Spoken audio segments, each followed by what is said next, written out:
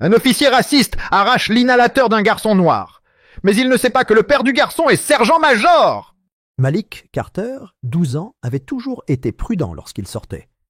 Son père, le sergent-major David Carter, lui avait enseigné 2 leçons fondamentales. Marcher avec confiance et être prêt à tout. En tant que militaire, son père comprenait que le monde était souvent injuste, surtout envers les garçons comme Malik. Reste vigilant, reste respectueux, mais ne laisse jamais la peur te dominer.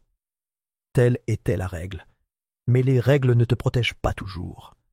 Ce soir-là, Malik rentra chez lui à pied, depuis l'épicerie du coin, son inhalateur bien rangé dans sa poche. L'air était sec, chargé d'une odeur d'essence et d'asphalte, tandis que le soleil plongeait sous l'horizon. Son asthme s'était aggravé ce jour-là, et même s'il n'était pas encore grave, il sentait déjà une oppression s'insinuer dans sa poitrine. La voix de son père résonnait dans sa tête. « Porte-le toujours, Malik, toujours. » Les rues étaient presque vides, le bourdonnement lointain des voitures et une musique étouffée étaient les seuls sons qui accompagnèrent ses pas. Le magasin n'était qu'à 15 minutes à pied de chez lui, mais il savait qu'il ne fallait pas baisser la garde. C'est alors qu'il remarqua la voiture de patrouille qui s'approchait à pas lents. Le grondement sourd du moteur lui fit frissonner le dos. La voiture ralentit, ses phares traversant la rue sombre, projetant de longues ombres sur le trottoir fissuré. Puis la voix retentit, tranchante, autoritaire, inconnue. « Hé, gamin, viens ici !» L'estomac de Malik se serra. Les avertissements de son père revinrent en force. « Reste toujours calme. N'envenime pas les choses. Obéis, mais ne te recroqueville jamais. » En tournant la tête, Malik vit l'officier sortir du véhicule. L'officier Brent Wilkins. Un nom qu'il avait déjà entendu chuchoter. Wilkins était connu dans le quartier, mais jamais dans le bon sens. Un homme d'une 40aine d'années, bâti comme un linebacker vieillissant, avec des yeux froids et perçants qui ne semblèrent jamais s'adoucir.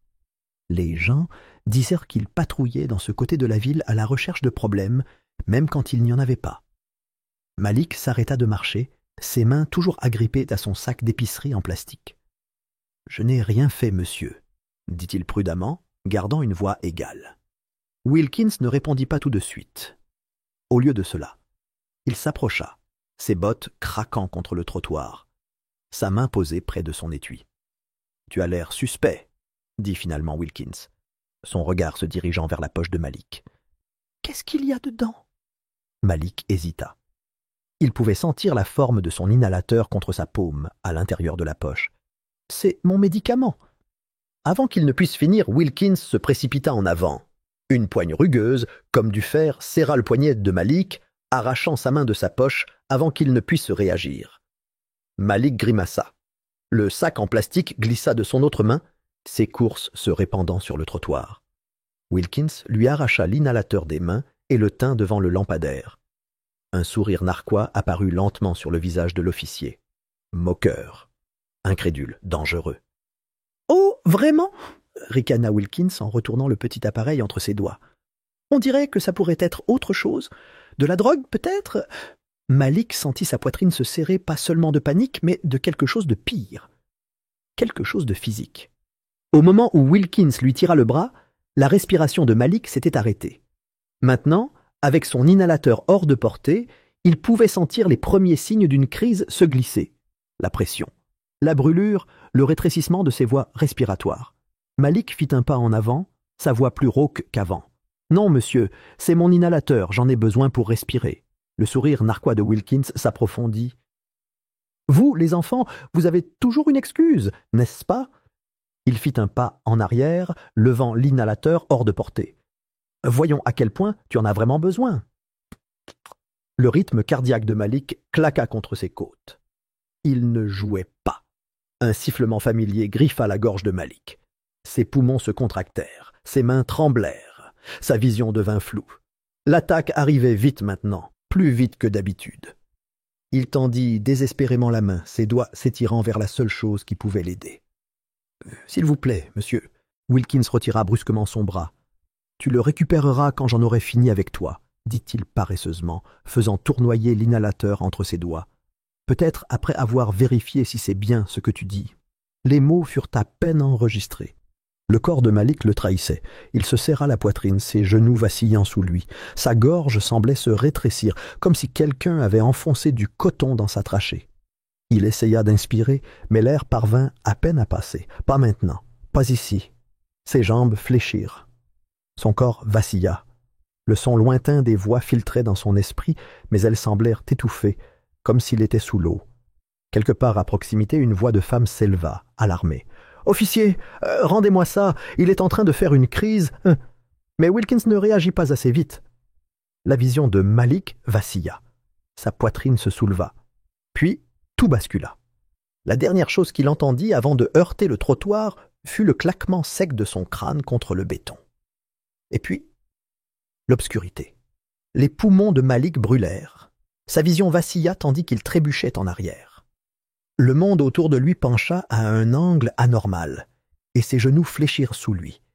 L'inhalateur, sa bouée de sauvetage, était toujours dans la main de l'agent Wilkins, tournant entre ses doigts, comme s'il s'agissait d'un jouet au lieu de la seule chose qui le maintenait en vie.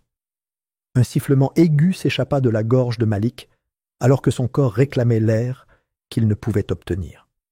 Son esprit lui hurlait de respirer, mais sa poitrine était serrée, un étau serrant ses poumons de l'intérieur.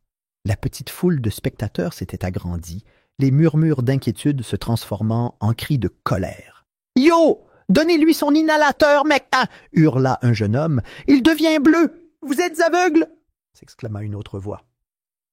Wilkins, toujours avec son sourire suffisant, roula des yeux. « S'il en avait tellement besoin, il ne devrait pas le trimballer comme ça, » marmonna-t-il, inclinant l'inhalateur vers le ciel comme s'il l'avait fait tout le temps du monde. Les membres de Malik tremblaient, ses mains agrippant sa gorge comme si cela pouvait, d'une manière ou d'une autre, forcer l'air à rentrer. Des points noirs dansaient au bord de sa vision. Il enregistrait à peine les voix paniquées, les halètements des spectateurs, ou même le trottoir froid sous ses genoux. Une seule pensée traversa la brume. Papa. Son père saurait quoi faire. Son père savait toujours quoi faire. Et puis, une voix tonna à travers le parking. « Que est-ce qui se passe ici ?» La foule se sépara instantanément. Le sergent-major David Carter se déplaçait comme une tempête. Ses bottes militaires frappèrent le trottoir avec force, son uniforme impeccable immaculé de son quart de travail tardif à la base.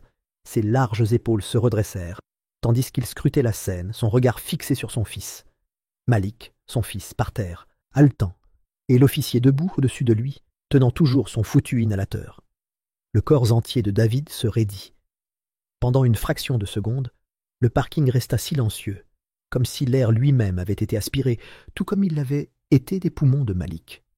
Puis, une rage bouleversante se fit sentir.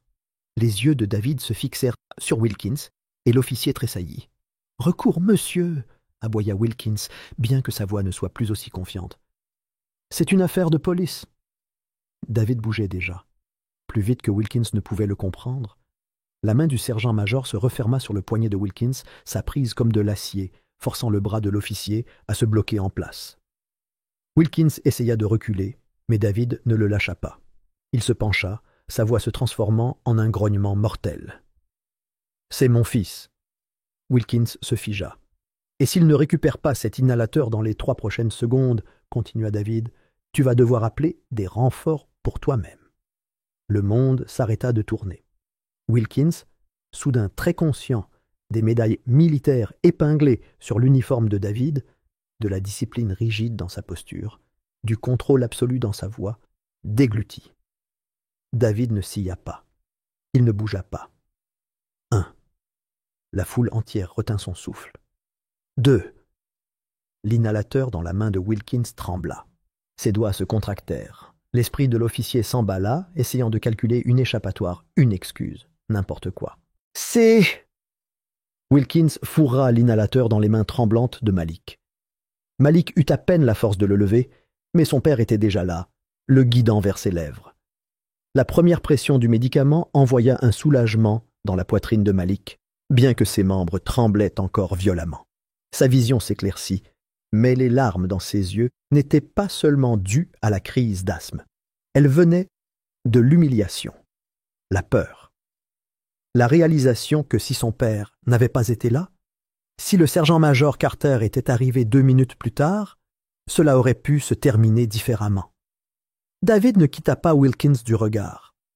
Même lorsqu'il s'agenouilla à côté de son fils, son regard ne quitta jamais le visage de l'officier. Wilkins comprit enfin. Il ne s'était pas contenté de s'en prendre à un gamin au hasard. Il s'était attaqué au fils d'une légende militaire. Et David Carter n'avait pas encore fini. Pas du tout. Au moment où la respiration de Malik se calma, le sergent-major David Carter se redressa de toute sa hauteur, sa présence imposante projetant une ombre sur l'officier Brent Wilkins. La tension dans l'air était suffisamment forte pour s'étouffer, mais ce n'était plus Malik qui luttait pour respirer. C'était Wilkins. Madrier. La voix de Carter était basse, tranchante, le genre de voix qui commandait des milliers de soldats dans les zones de guerre, le genre de voix qui ne tolérait pas la désobéissance. Wilkins fit un pas tremblant en arrière, se sentant soudain comme une recrue le premier jour, plutôt qu'un flic qui avait passé des années à exercer son pouvoir sans contrôle. « Monsieur, Carter ne s'illa pas. « J'ai dit maintenant. » Une lueur de défi traversa le visage de Wilkins, un dernier lambeau de fausse autorité qu'il pensait avoir laissé. Mais ensuite, il remarqua les téléphones. Toute la foule avait sorti ses caméras. Ils avaient tout enregistré. Au moment où il a attrapé Malik, au moment où il a saisi l'inhalateur, au moment où Malik s'est effondré sur le parking à bout de souffle. Et maintenant, ils enregistrèrent sa chute. Badge, numéro. La voix de Carter baissa encore plus. Wilkins finit par marmonner les numéros à voix basse, mais cela n'avait pas d'importance. Quelqu'un composait déjà le numéro des affaires internes. Quelqu'un d'autre appelait le bureau du maire. Et Carter appelait le commandant de la base et son contact direct au bureau du gouverneur. Wilkins avait terminé. En moins de 20 minutes, une autre série de lumières clignotantes remplit le parking, mais ce n'était pas un secours pour Wilkins. Une voiture noire banalisée s'arrêta en premier. La porte s'ouvrit brusquement et le capitaine James Rollins, le supérieur direct de Wilkins, sortit. Son visage était de pierre. Juste derrière lui, une autre voiture. 2 hommes en costume sombre en sortirent. Les affaires internes. Wilkins eut le souffle coupé. Le capitaine le regarda à peine avant de se tourner vers Carter. « Sergent-major, nous avons vu les images en chemin. Nous allons nous en occuper immédiatement. » Carter hocha la tête, mais ses yeux ne quittèrent pas Wilkins. Le capitaine Rollins fit face à son officier. « Wilkins, rendez votre badge et votre arme. Vous êtes relevé de vos fonctions en attendant l'enquête. » Le visage de Wilkins se vida de ses couleurs. « Attendez, non, c'est un malentendu. Il avait l'air suspect. Il... » « Suspect ?» La voix de Carter craqua dans l'air comme un coup de feu. Ses poings se serrèrent à ses côtés, mais il resta maître de lui. « Vous avez regardé un enfant, mon enfant, haletant, et vous n'avez rien fait. Non, pire. Vous lui avez enlevé son seul moyen de respirer. Vous appelez cela des soupçons? J'appelle cela une tentative de meurtre. » Wilkins ouvrit la bouche, mais rien ne sortit. Les yeux du capitaine Rollins étaient froids, indéchiffrables. « Vous avez violé le protocole du département, refusé une aide médicale civile et utilisé une force excessive sur un mineur. J'espère que vous avez un très bon avocat. » Les autres officiers n'ont pas défendu Wilkins. Ils avaient vu la vidéo. Ils savaient qu'il n'y avait aucun moyen de s'en sortir. L'un des officiers des affaires internes s'est avancé. « Brent Wilkins, vous faites l'objet d'une enquête pour mauvaise conduite, abus de pouvoir et mise en danger d'un mineur. Vous serez escorté au poste pour interrogatoire. » Les menottes ont claqué autour des poignets de Wilkins avant qu'il ne puisse pleinement comprendre ce qui se passait. Son badge a été retiré de sa poitrine. Son arme a été retirée de son étui. La même humiliation publique qu'il avait fait subir à Malik était maintenant la sienne. Et Carter? Carter ne faisait que regarder. Il a vu l'homme qui avait osé menacer la vie de son fils être poussé à l'arrière d'une voiture de police, cette fois de l'autre côté de la loi. Au moment où Wilkins est parti, les vidéos étaient déjà devenues virales. Les réseaux sociaux ont explosé, les médias ont repris l'histoire dans l'heure qui a suivi. Un policier prend l'inhalateur d'un enfant noir et le regrette instantanément.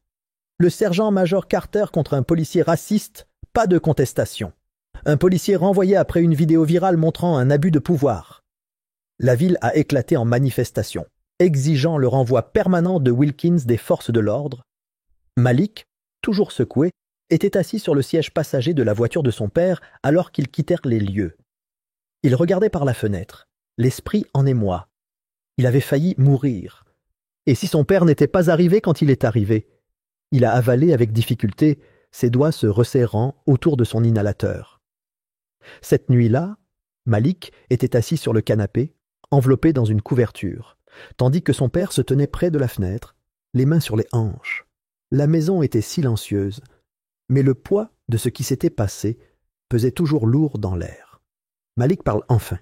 « Papa, et si tu n'étais pas là ?» Carter se tourna, son expression s'adoucissant. Il s'assit à côté de son fils, sa grande main calleuse posée sur l'épaule de Malik. « C'est pour ça qu'on se bat, fils. C'est pour ça qu'on ne laisse pas passer des choses comme ça. Parce que la prochaine fois, ce ne sera pas toi, mais ce sera l'enfant de quelqu'un d'autre. Et on s'assure que ça n'arrive plus jamais. » Malik hocha lentement la tête, absorbant les paroles de son père. Il avait toujours admiré son père. Mais ce soir-là, il comprenait vraiment ce que signifiait être un soldat. Malik s'assit sur le canapé ce soir-là, ses doigts traçant le contour de son inhalateur. Sa poitrine était toujours lourde, pas à cause de l'asthme, mais de quelque chose de plus profond. La peur, l'humiliation, l'impuissance absolue qu'il avait ressentie dans ce parking ne le quittèrent pas. De l'autre côté de la pièce, le sergent-chef David Carter se tenait près de la fenêtre, regardant dans l'obscurité, la mâchoire serrée. Sa posture était rigide, comme lorsqu'il avait mené des hommes au combat. Mais ce n'était pas la guerre, c'était chez lui. Et pourtant, son fils avait failli mourir dans son propre quartier. Le poids de cette situation fit trembler la voix de Malik lorsqu'il parla enfin. « Ce n'est pas juste. » Ses jointures blanchirent autour de l'inhalateur. « Il m'a juste vu et a décidé que j'étais un problème. » Carter se tourna, son regard perçant fixé sur son fils. Il s'approcha et s'assit à côté de lui, sa grande main posée fermement mais doucement sur l'épaule de Malik.